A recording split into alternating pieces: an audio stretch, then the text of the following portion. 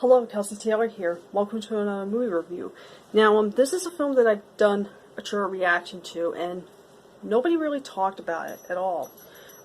It came in a few select theaters and was released on video on demand the exact same day, and was released on DVD a few days later. And no, it didn't came to any theater by me, as expected. I'm reviewing the movie Flashback that stars Dylan O'Brien and that girl from It Follows. I forgot her name, but you recognize her. She was the lead person in It Follows. And basically, this movie's it's kind of like a mystery thriller, kind of like the film Memento, where it jumps back and forth in a specific character's life.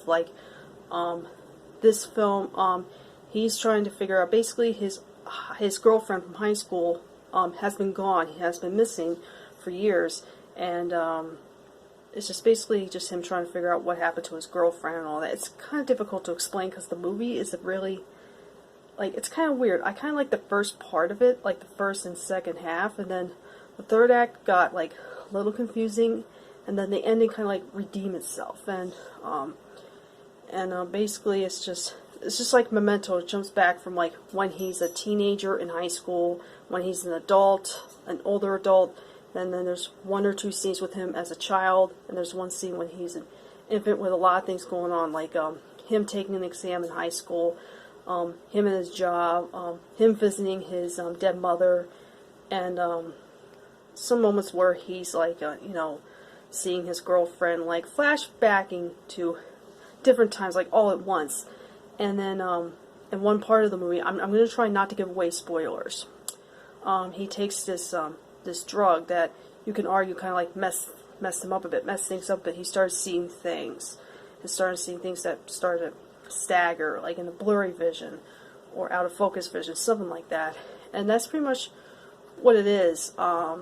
It's kind of interesting. Although I would see some people if you're not really a big fan of the movie Memento, then it doesn't follow in a chronological story. It doesn't go in a chronological order. It's just basically just things going back and forth between him, mostly him as a teenager and him as an adult, mostly for the most part.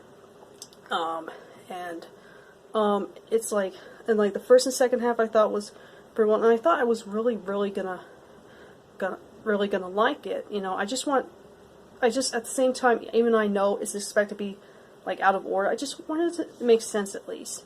But then in around the hour mark, or I would say around the hour mark, this is where it goes a little bit downhill.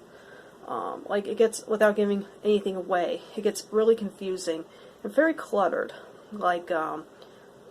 It predicts something oh, what if this happened, or what if this happened instead of this, and really confusing. I don't remember Memento being like that, but I only watched Memento once and couldn't get into it. But this was a very, very intense movie. The acting for the most part was pretty good. Dylan O'Brien, he was from the Maze Runner movies. That's one of the reasons why I decided to watch this movie and do a true reaction to, because I like Dylan O'Brien. I think he's a pretty good actor. And it's just how how it flows is kind of and then the ending, like I said, I won't give anything away, kind of redeems itself, while at the same time it's kind of still a little bit confusing. It makes you feel relieved. It's a much better, happier ending that makes up for what was going on in the last, I was for in 20 minutes during the third act is probably, I think, the weakest part.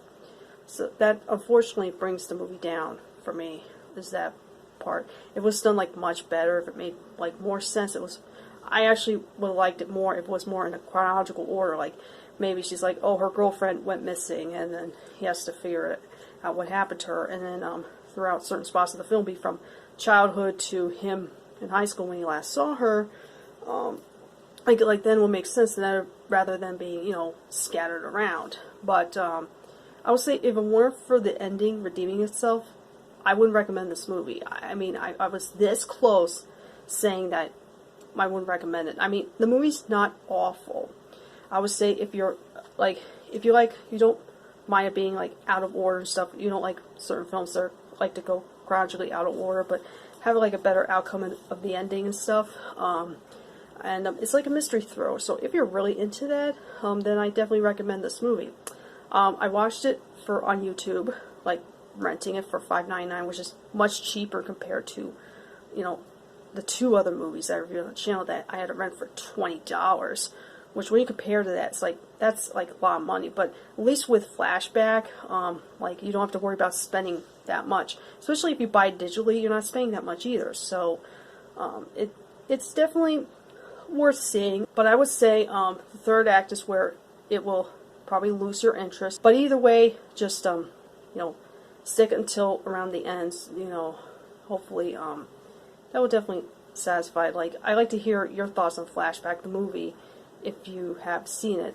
I don't know a lot of people have seen it though, but probably look at the trailer and see if this is really like interesting and stuff. And yeah, the movie's not all half bad. It's definitely, you know, not great, but interesting, but twisty. Twisty, is that a word? But either way, it's just a tense film, as I suspect. So that's my review of the movie Flashback. Thank you guys so much for watching, and I'll catch you guys next time. Adios.